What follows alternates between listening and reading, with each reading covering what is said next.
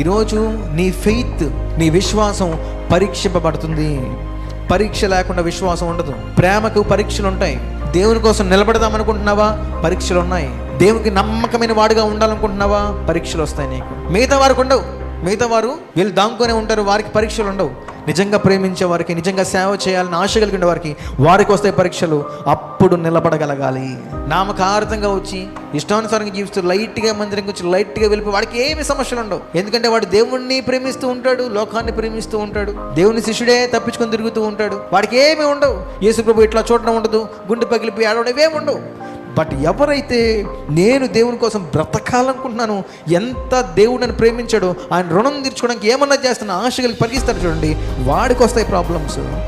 ఆ ప్రాబ్లమ్స్లో నిలబడిన వారు దేవుని సాక్షులు అవుతారు, దేవుని నిబంధన జనులు అవుతారు.